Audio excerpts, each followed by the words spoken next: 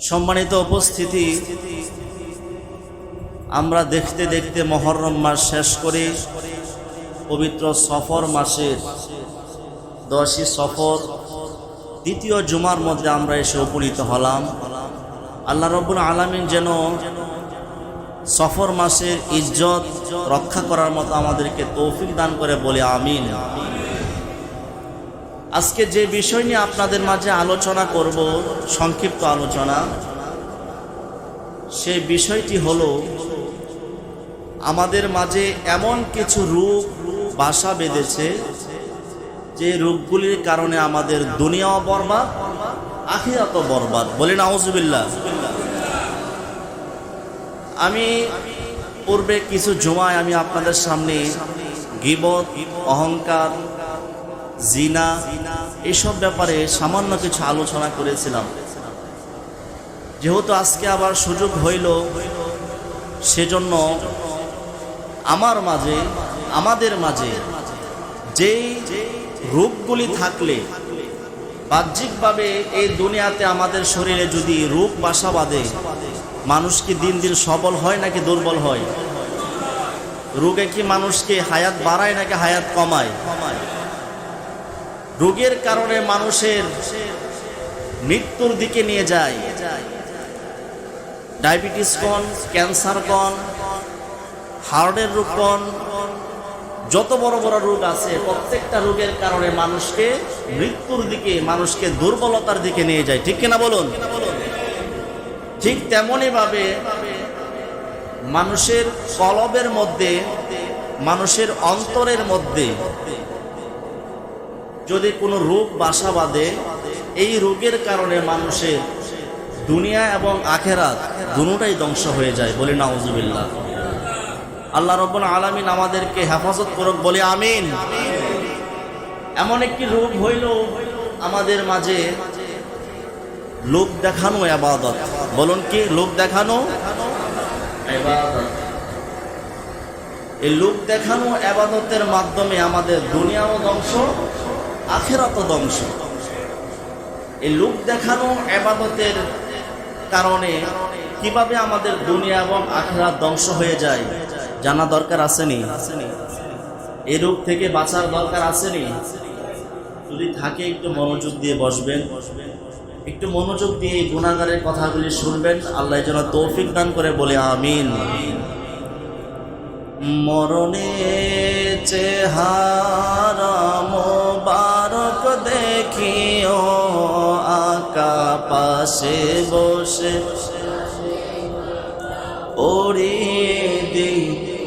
আজকে যে আলোচনা করব, এই আলোচনার ভিতর থেকে এই নাতে রাসূলের একটা উপকারিতা আছে। সেটা হলো, আমরা দৈনন্দিন জীবনে আমরা যত আমলই করি না কেন, এ আমলে আমাদেরকে পার করবে কিনা আমরা জানি। এ আমল কি কবুল হয় কি হয় না সেটা আমরা জানি না। কিন্তু মরণের সময় যদি কোনো বান্দা, আমার আকা, আমার মাওলা প্রিয় নবী সাল্লাল্লাহু তাআলা আলাইহি সাল্লামের দিদার নসিব হয়ে যায়, ওই বান্দাটার জান্নাত নিশ্চিত। বলেছেন কে? রাসূলুল্লাহ সাল্লাল্লাহু আলাইহি ওয়াসাল্লাম। এজন্য মরণে চেহারা মোবারক দেখিও, আকা পাশে বসে কালিমাটা পড়িয়ে দিও, আকা পাশে বসে মাটা পড়িয়ে দিও। আবার মরণে চেহারা ও আকা পাশে বসে কালিমাটা এ দিও, আকা পাশে বসে কালিমাটা পড়িয়ে দি। আমার মায়েরা, বন্ধুরা, বাবাজিরা, লোক দেখানো ইবাদত আল্লাহর দরবারে পছন্দ হয় না। লোক দেখানো ইবাদতের মাধ্যমে আমাদের দুনিয়াও ধ্বংস হয়ে যায়, আখিরাতও ধ্বংস হয়ে যায়। অনেক মানুষকে বলতে শোনা যায়, সকালবেলা চোখ ডলে 10টা 11টার দিকে ঘুম থেকে উঠে, বন্ধু কি হয়েছে, রাত্রে ঘুমাও না বুঝি? আর আজকে রাত্রে একটু জাগ্রত ছিলাম তো, জন্য ঘুম থেকে মাত্র উঠলাম। এ কথা বলা যাবে? ইবাদত হতে হবে গোপনীয়। ইবাদত কেমন হতে হবে?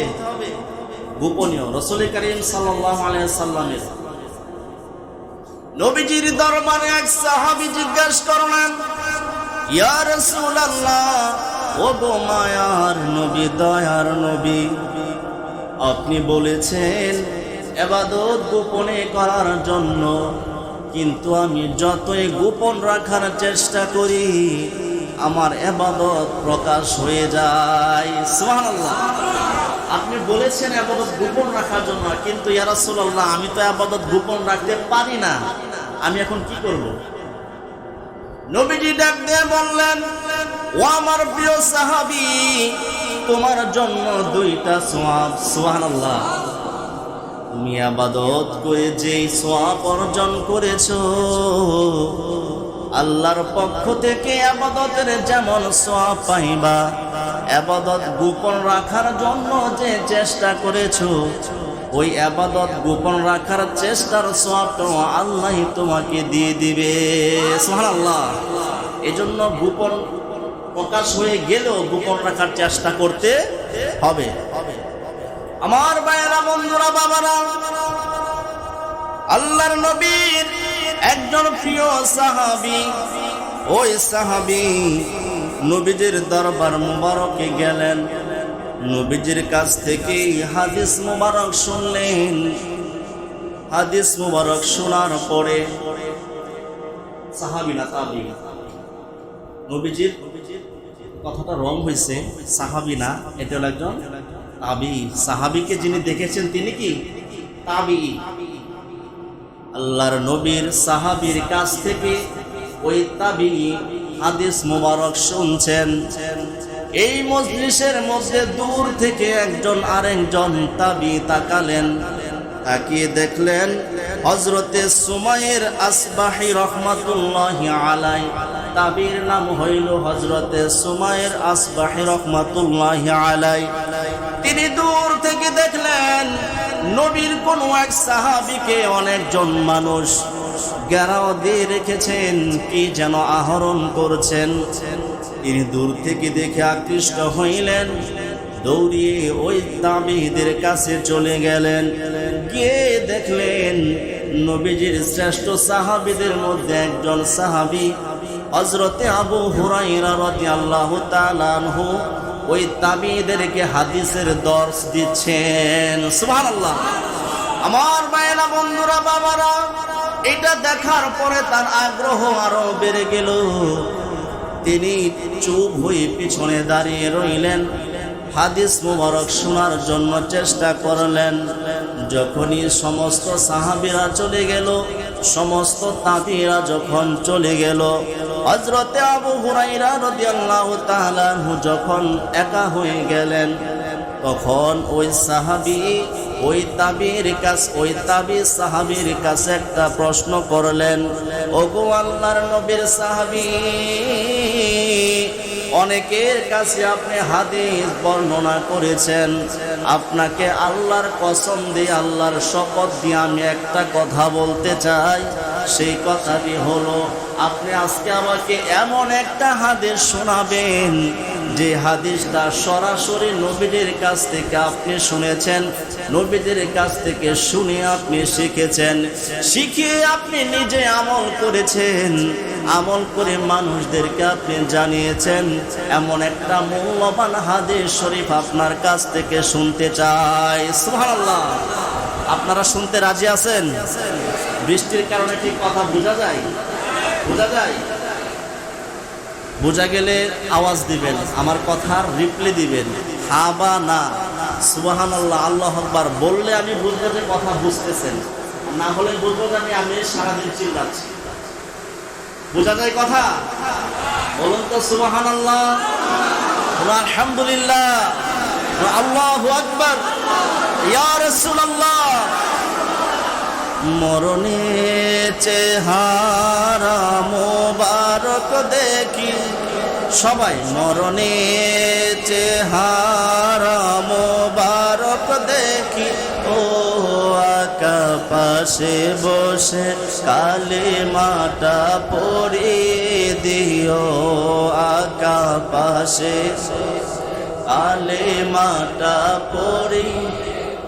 আমার ভাইরা, বন্ধুরা, বাবাজিরা, হযরতে সুমাইর আসবাহি রাহমাতুল্লাহি আলাইহির কথা শুনি নবীর শ্রেষ্ঠ সাহাবীদের মধ্যে সাহাবী হযরতে আবু হুরায়রা রাদিয়াল্লাহু তাআলা আনহু বললেন, ও তাবি, তোমার কথা আমি রাখবো, তবে শর্ত হইল একটু শান্ত হয়ে তোমার বসতে হবে। সুবহানাল্লাহ। আদব শিখেন সাহাবীদের হাদিস থেকে। আগে কিছু শুনতে হলে, জানতে হলে আদবের সাথে বসতে হয়। এজন্য মজলিসের মধ্যে শ্রোতার সামনে আদব হইল চুপ করে শোনা, সাহাবীদের সুন্নাত। সুবহানাল্লাহ। তাবি বললেন, সাহাবী, ও আবু হুরায়রা, দিনের পর দিন আমি বসে থাকবো, কিন্তু মূল্যবান হাদিস শরীফ আমি শুনতে চাই। আবু হুরায়রা রাদিয়াল্লাহু তাআলা আনহু বললেন, ও তাবি, তুমি এমন একটা হাদিস শরীফ আমার কাছে জানার জন্য বলেছো, এই হাদিস শরীফটা আমি রাসূলের কাছ থেকে সরাসরি শুনে মুখস্থ করে আমল করেছি এবং আমার ভক্তদেরকে আমি বলেছি। এই কথা বলে তিনি বললেন, ক্বালা রাসূলুল্লাহ সাল্লাল্লাহু আলাইহি ওয়াসাল্লাম। এই কথাটা বলে আবু হুরায়রা রাদিয়াল্লাহু তাআলা এমন ভাবে কান্না শুরু করলেন, কাঁদতে কাঁদতে তিনি মাটির মধ্যে লুটায়া পড়লেন। কাঁদতে কাঁদতে আবু হুরায়রা রাদিয়াল্লাহু তাআলা মাটির মধ্যে বেহুশ হয়ে গেলেন। বলে সুবহানাল্লাহ। কিছুক্ষণ পর তার হুঁশ ফিরে আসলো। হুঁশ ফিরে আসার পরে দ্বিতীয়বার আবার হাদিস শরীফ বলতে শুরু করলেন, ক্বালা রাসূলুল্লাহ সাল্লাল্লাহু আলাইহি ওয়াসাল্লাম। আবারও তার কান্না শুরু হয়ে গেল। কাঁদতে কাঁদতে তিনি বেহুশ হয়ে গেলেন। এইভাবে একবার, দুইবার, তিনবার তিনি বেহুশ হয়ে গেলেন। চতুর্থবার তিনি নিজেকে অনেক শক্ত করলেন। শক্ত করে তিনি বললেন, ও তাবি, ও আমার প্রাণের বন্ধু, তুমি শুনো, রাসূল কারীম সাল্লাল্লাহু আলাইহি ওয়াসাল্লাম আমাকে জানিয়ে গেলেন। ক্বালা রাসূলুল্লাহ সাল্লাল্লাহু আলাইহি ওয়াসাল্লাম। সুবহানাল্লাহ। এই কথা বলার পরে তিনি আবারও বেহুশের মতো হয়ে গেলেন। সুবহানাল্লাহ। নবী নবী করে আর কত কাল আমি, ও নবী নবী করে আর কত কাল আমি কান আপন নয়নে কবে জানি, আপন নয়ন কবে জানি নূর নবীকে আমি দেখব, ও নবী নবী করে আর কত কাল আমি। আমার ভাইয়েরা, বন্ধুরা, বাবারা, হযরতে আবু হুরায়রা রাদিয়াল্লাহু তাআলা চতুর্থবারের মাথায় তিনি বললেন, আমার আকা, আমার রাসূল আমাকে জানিয়েছেন, ওরে আবু হুরায়রা, কিয়ামত যখন কায়েম হয়ে যাবে, কিয়ামতের ময়দান যেদিন কায়েম হবে, আল্লাহ যখন বিচার কার্য শুরু করবেন, বিচার কার্য শুরু করার সময় সমস্ত উম্মতেরা চুপ হয়ে মাথা নিচু হয়ে দাঁড়িয়ে থাকবেন। সুবহানাল্লাহ। আল্লাহ সর্বপ্রথম যাদেরকে ডাক দিবেন তাদের মধ্যে এক নম্বরে হইল যারা হইল কারি। সুবহানাল্লাহ। কারি আছেন আমাদের দেশে, কত সুন্দর তেলাওয়াত করে না কারীরা? এই কারীদেরকে আল্লাহ রাব্বুল আলামিন, সবাইকে না, কিছু সংখ্যক কারীদেরকে আল্লাহ রাব্বুল আলামিন সেদিন সর্বপ্রথম ডাক দিয়ে কিয়ামতের ময়দানে উঠাবেন। বলে সুবহানাল্লাহ। আল্লাহর নবী সাল্লাল্লাহু আলাইহি ওয়াসাল্লাম তারপর জানিয়ে দিলেন, দ্বিতীয়বার আল্লাহ রাব্বুল আলামিন যারা আল্লাহর রাস্তায় শহীদ হয়ে যায় এরকম কিছু শহীদদেরকে উঠাবেন। তৃতীয়বার আল্লাহ রাব্বুল আলামিন ডাক দিয়ে তৃতীয়বার আল্লাহ রাব্বুল আলামিন কিছু সম্পদশালী ধনী লোককে আল্লাহ রাব্বুল আলামিন কিয়ামতের ময়দানে উঠাবেন। সুবহানাল্লাহ। কি ভয়াবহ তাদের! আল্লাহ রাব্বুল আলামিন তাদের প্রতি কি আচরণ করবেন একটু ধৈর্য ধরে শুনুন। ইবাদত হইলেই আল্লাহর কাছে প্রিয় হওয়া যায় না। আল্লাহর কাছে প্রিয় হওয়ার জন্য খালেস নিয়ত এবং ইখলাস দরকার হয়, ঠিক কি না বলুন? আল্লাহ রাব্বুল আলামিন হাসরের ময়দানে যখন সর্বপ্রথম কারীদেরকে ডাক দিয়ে উঠাবেন, কারীকে প্রশ্ন করবেন, ও কারী, তোমাকে আমি দুনিয়াতে কারি বানাইলাম, কারির সে নিয়ামত দান করলাম, তোমাকে কি আমি কোরআন শিক্ষা দেই নাই? কারি ডাক দিয়ে বলবেন, ওগো আমার রব, আপনি আমাকে কোরআন শিক্ষা দিয়েছেন, আমি কোরআন শিক্ষা করেছি, আমি তো রাতে এবং দিনে তেলাওয়াত করেছি। সুবহানাল্লাহ। আল্লাহ রাব্বুল আলামিন বলবেন, তুমি মিথ্যুক, তুমি কি মিথ্যুক, তুমি মিথ্যা বলছো। আল্লাহ রাব্বুল আলামিনের কথা শুনে আল্লাহর ফেরেশতারা বলবেন, হে কারী, তুমি সত্যিই মিথ্যুক, তুমি মিথ্যা কথা বলছো। বলুন নাউজুবিল্লাহ। আল্লাহ রাব্বুল আলামিন জানিয়ে দিবেন, তখন গুমর ফাঁস করে দিবেন। লোক দেখানো ইবাদতের কি শাস্তি, লোক দেখানো ইবাদতের কত বড় বিপদ, সেই কথা আল্লাহ রাব্বুল আলামিন হাদিস শরীফের মধ্যে জানিয়ে দিলেন।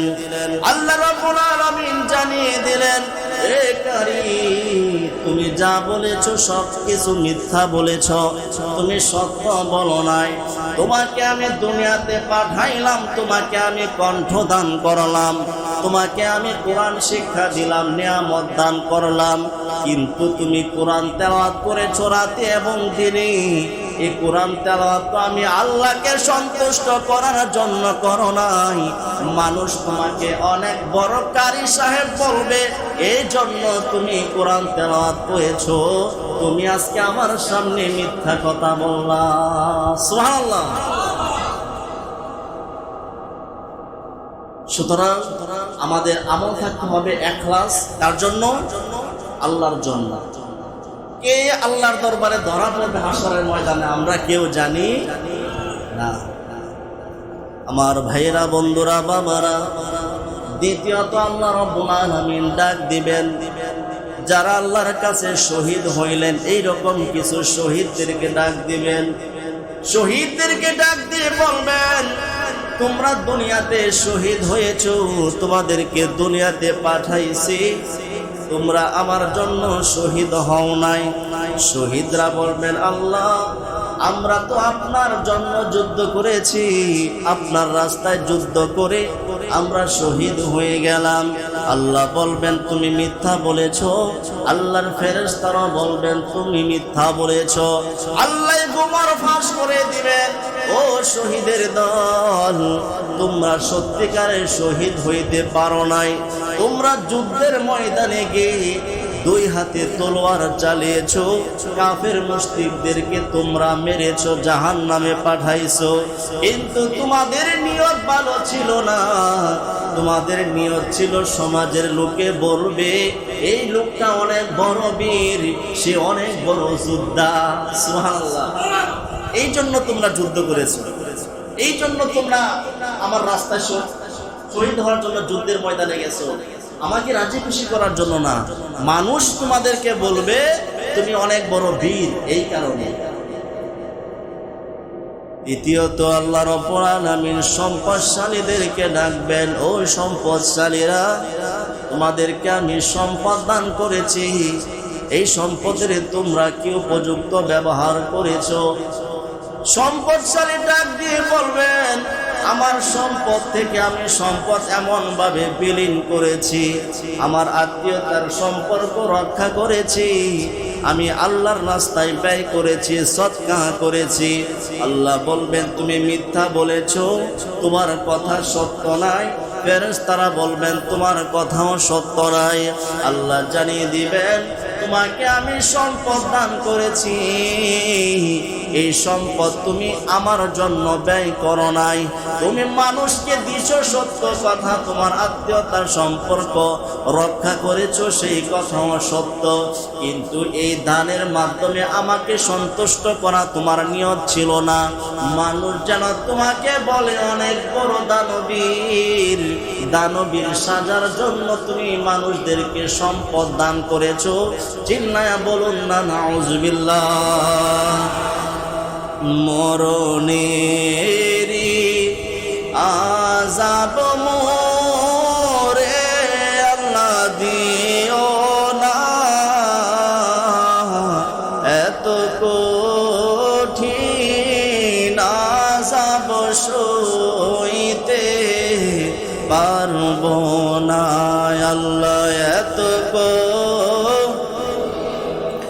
আযাব সইতে পারবো না।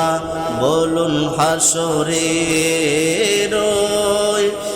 আযাব মোরে আল্লাহ দিও না, এত কঠিন আযাব সইতে পারবো না, এত কঠিন আযাব সইতে। আমার ভাইরা, বন্ধুরা, বাবারা, আল্লাহর রাসূল সাল্লাল্লাহু আলাইহি ওয়াসাল্লাম তিনি বলেছেন, ও আবু হুরায়রা, তুমি বসে আছো। আবু হুরায়রা রাদিয়াল্লাহু তাআলা আনহুর হাঁটুর মধ্যে নবী যেভাবে থাপ্পড় দিয়ে আফসোস করে বলেছেন, ওরে আবু হুরায়রা, এই তিন প্রকারের মানুষ কারা তোমরা জানোনি? যারা যারা আল্লাহর ভয়ে যুদ্ধের ময়দানে যায় নাই, মানুষ ভিড় করবে এই জন্য যুদ্ধের ময়দানে গেলেন। যারা আল্লাহর ভয়ে দান সৎকার করে নাই, মানুষ তাদেরকে দানবীর বলবেন, সেই জন্য তারা দান সৎকার করেছেন।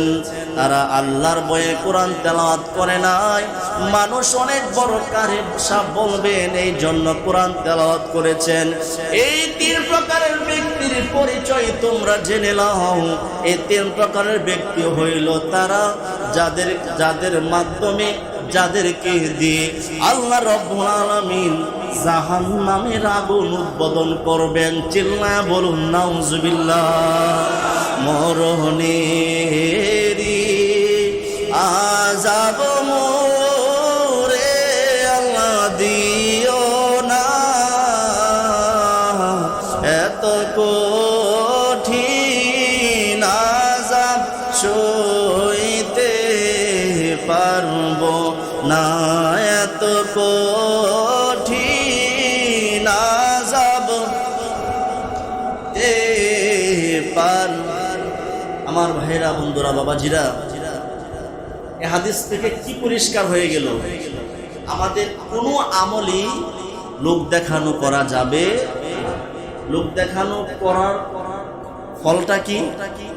দুনিয়াতে তো এটার কোনো সওয়াব পাবোই না, বরং আমাদের জাহান্নামটা আমরা নির্ধারণ করে নিলাম। আল্লাহ রাব্বুল আলামিন আমাদের প্রত্যেকটা আমল ইখলাসের সাথে আল্লাহর ভয়ে আল্লাহকে রাজি খুশি করার জন্য করার তৌফিক দান করুন। সকলে বলি আমিন। আল্লাহকে রাজি খুশি করার জন্য সারা দিন সারা রাত ইবাদতের চাইতে একটা কথাই যথেষ্ট, একটা কথাই যথেষ্ট।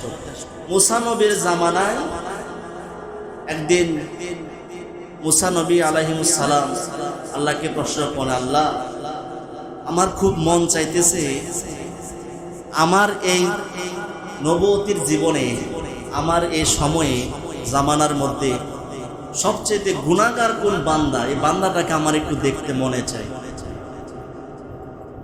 আল্লাহ রব্বুল আলামিন বললেন, মুসা তোমার জামানায় সবচাইতে পাপী ব্যক্তিকে তোমার দেখতে খুব মন চাইছে।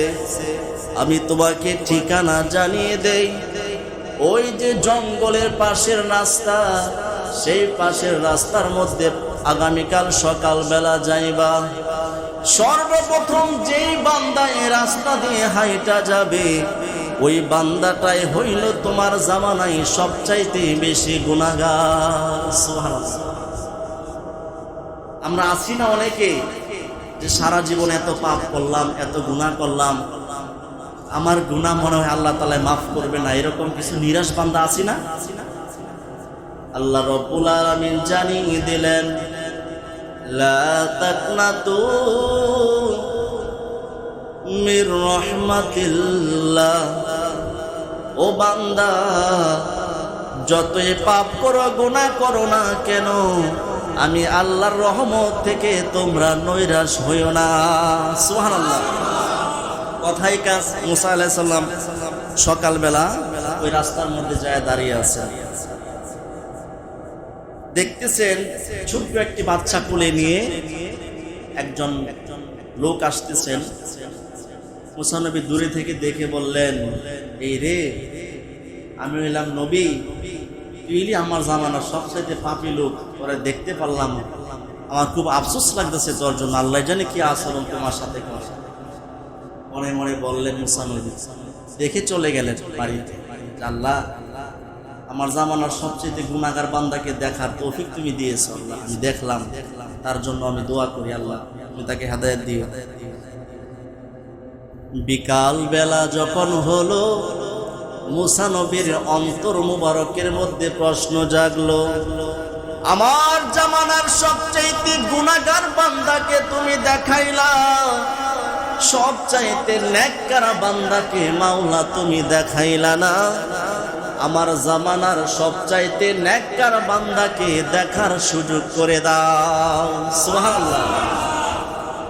আল্লাহ বললেন, মুসা, সকালবেলা যেই রাস্তার মধ্যে তুমি গিয়ে দাঁড়িয়েছিলা, বিকাল বেলাও সেই রাস্তার মধ্যে তুমি চলে যাও।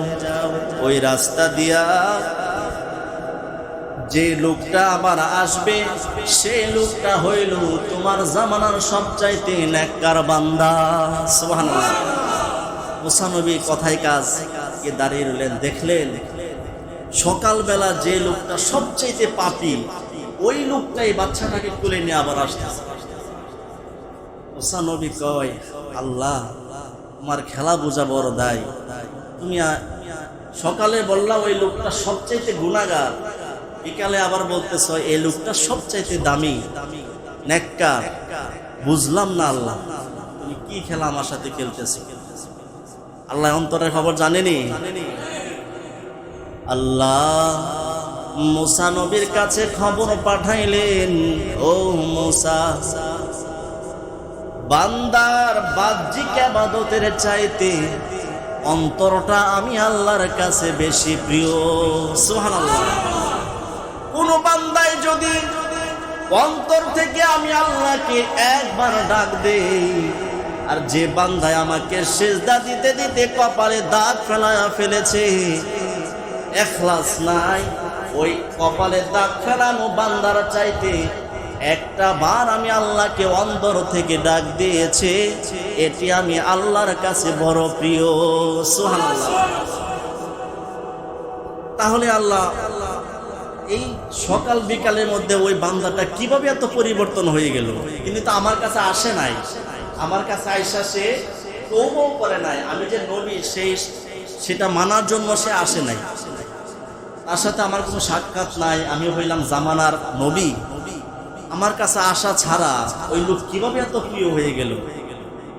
আল্লাহ রব্বুল আলামিন ডাক দিয়ে বললেন, মুসা, ওই লোক যখন তোমাকে ওভারটেক করে চলে গেল, কিছু দূর যাওয়ার পরে বড় একটি জঙ্গলের পাশ দিয়ে যাচ্ছিল, কুলের শিশুটা ডাক দিয়ে বললেন, আব্বু, এই যে বড় অন্ধকার জিনিসটা দেখা যায়, গাছপালা দেখা যায়, এই জিনিসটার নাম কি? ওই লোক ডাক দিয়ে বললেন, আব্বু এটার নাম জঙ্গল। কি জঙ্গল? ও বাবা এটা তো অনেক বড় জঙ্গল। ও হ্যাঁ বাবা অনেক বড় জঙ্গল। আব্বু তোমার কাছে আমার প্রশ্ন, এই বড় জঙ্গলের চাইতে বড় আরো কোনো কিছু আসেনি? ওই পাপী লোকটা ডাইকা বললেন, আব্বু রে এই বড় জঙ্গলের চাইতে, এই বড় জঙ্গলের চাইতে অনেক বড় হইল আল্লাহর পাহাড়। সুবহানাল্লাহ। আমার মায়েরা, বন্ধুরা, বাবাজিরা, ছেলেটির মনে আরো প্রশ্ন জাগলো, আল্লাহ ও গো আব্বু এই বড় পাহাড়ের চাইতে আরো বড় কোনো কিছু আসেনি? ছেলেটার বাবা ডাক দিয়ে বলেন, আব্বাজি এই পাহাড়ের চাইতে বড় হইল আল্লাহর সমুদ্র। সুবহানাল্লাহ। ছেলেটি আবার প্রশ্ন করলো, বাবা সমুদ্রের চাইতে বড় কোনো কিছু আসেনি? বাবাই উত্তর দিল, সমুদ্রের চাইতে বড় হইল আল্লাহর আসমান। সুবহানাল্লাহ। আল্লাহর কাছাকাছি চাইতেছে, আল্লাহর কাছাকাছি পৌঁছার সময় হচ্ছে। আল্লাহ কি ঘটনা কি দেখতেছে কিনা? আল্লাহ দেখেনি? কোন বান্দায় কখন কি বলে কি করে আল্লাহ দেখে কিনা? তারপরে আল্লাহ দুই ফেরেশতা রাখা দিয়েছেন আমাদের দলিল নোট করার জন্য। আল্লাহ সব দেখেন। কিয়ামতের ময়দানে আল্লাহ সবকিছু আমাদের ভিডিও ওপেন করে দিবেন। তারপরেও দুইটা দলিল হিসাবে দুইটা রাখা দিয়েছেন, যেন বান্দা ভয় পায়, বান্দা যেন মউতের কথা স্মরণ করে। তারপরও বান্দা ভয় পায় না।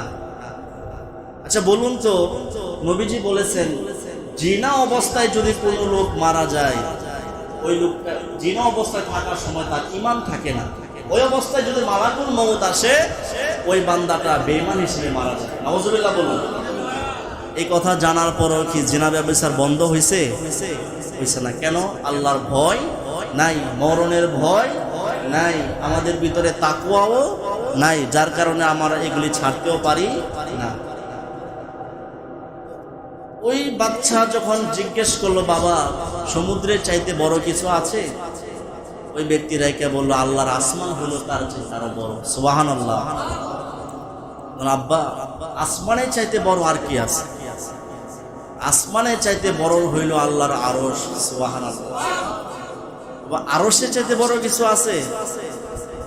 এবার ওই লোক ঝরঝর করে চোখ দিয়ে পানি ছেড়ে দিলেন। জামানার শ্রেষ্ঠ গুনাহগার বান্দা আল্লাহর রহমতের কাছাকাছি গিয়ে পৌঁছে গেলেন।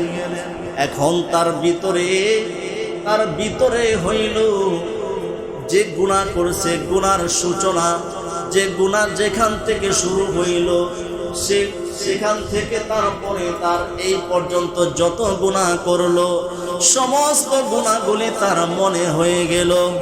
মনে হয়ে যাওয়ার পরে ওই বান্দাটা যখন আল্লাহর রহমতের কাছাকাছি চলে গেল, আল্লাহর রহমতের কাছাকাছি চলে যাওয়ার পরে ছেলেটা প্রশ্ন করলো, আব্বু আরশের চাইতে বড় আরো কোনো কিছু আসেনি? আব্বুটা ডাইকা বলেন, ওরে ছেলে, ওরে আমার বাবু, আল্লাহর জমিনে আসমানের চাইতে বড় হইল আরশ। আরশ নয়, কুরসি নয়, লৌহ নয়, কলম নয় রে বাবা। আল্লাহর জমিনে, আল্লাহর এই সৃষ্টির মধ্যে সব চাইতে বড় যে জিনিসটা, সেইটা হইল আল্লাহর রহমত। সুবহানাল্লাহ। এখন বাচ্চাটা বলে, আল্লাহ এত বড় রহমত দিয়া কি হয়? তার মনে আরো প্রশ্ন। এখন বাবাটা এটাকে বলতেছেন, মানুষ যখন গুনাহ করে, এই গুনাহ, কারো গুনাহ সমুদ্র পরিমাণ, কারো গুনাহ পাহাড় পরিমাণ, কারো গুনাহ আকাশ পরিমাণ, সাত আসমান পরিমাণ, কিন্তু আল্লাহর জমিনে যা কিছু আল্লাহ রাব্বুল আলামিন করেছেন সবচাইতে বড় কি? আল্লাহর রহমত। আল্লাহর রহমত। এই কথা বলার সাথে সাথে আল্লাহর রহমতের দরিয়ার মধ্যে একটা ঢেউ সৃষ্টি হয়ে গেল। এই ঢেউ সৃষ্টি হয়ে যাওয়ার পরে আল্লাহ বললেন, দেখছো ফেরেশতারা, তোমরা দেখো আমার এই বান্দা, আমি যে রহমত, ওই বান্দার সারা জীবনের গুনাহ, এই গুনার চাইতেও বড় আমার রহমতকে সে ভেবেছে। এই কথা তার ইয়াকিন, তার অন্তরে তার বিশ্বাস থাকার কারণে তার এই গুনাহ খাতা আমি ক্ষমা করে তাকে জামানার শ্রেষ্ঠ নেককার বান্দা বানিয়ে দিলাম। বলি সুবহানাল্লাহ। আল্লাহ পারেনি? আল্লাহ পারেনি? আমাদেরকে পারে না? আল্লাহ চাইলে আমাদেরকে আজকের এই জুমা থেকে জামানার শ্রেষ্ঠ ওলিদের কাতারে আমাদের নাম ঢুকাইতে পারে কিনা? আল্লাহ চাইলে পারে, কিন্তু এর জন্য শর্ত কি?